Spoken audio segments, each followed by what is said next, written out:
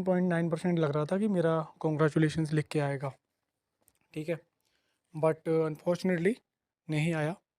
और लग क्यों रहा था सर, वो एक्चुअल में इसलिए लग रहा था क्योंकि जो मेरा डिस्क्रिप्टिव था नेशनल सिक्योरिटी और डाटा प्राइवेसी के ऊपर, तो उसको मैं याद करके गया था बाकायदा फुल।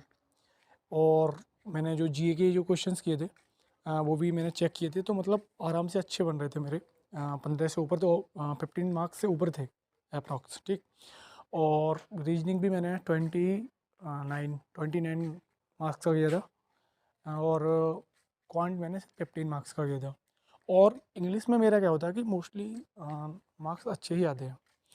बट प्रॉब्लम ये हो रही है कि अभी मुझे को ये कन्फ्यूजन है, क्योंकि मैं डैम श्योर था सिंपल सा, जब जब आपका स्कोर अच्छा हो।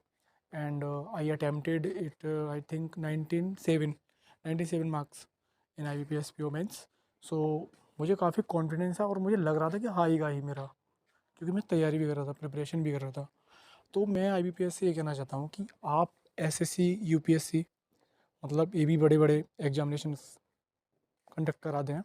तो जब ये इतना मतलब वो दे रहे हैं, ठीक है, जब वो दे रहे हैं, इसका आंसर शीट दे रहे हैं, तो आप इसको क्यों नहीं दे रहे हो?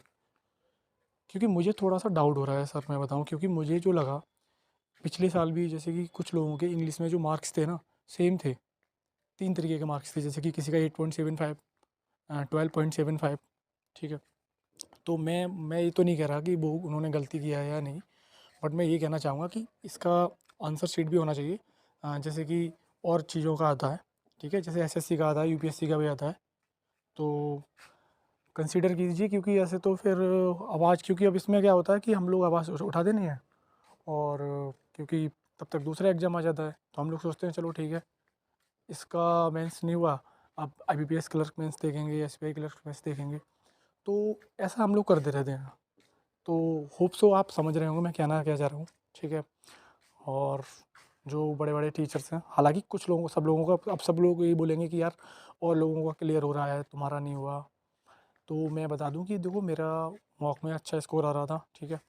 और जब हम लोग एग्ज़ाम देते भी हैं ना, तब भी ऑलरेडी पता लग ही जाता है कि एग्ज़ाम कैसा हुआ था, ठीक है। क्योंकि किसी को पता हो या ना पता हो, लेकिन जो स्टूडेंट होता है उसको जब वो एग्ज़ाम दे के आता है ना, जब वो बाहर निकलता है, तो उसे ऑटोमेटिकली पता होता है कि भाई मेरा जीए ख़राब था या मेरा डिस्क्रिप्टिव ख़राब था।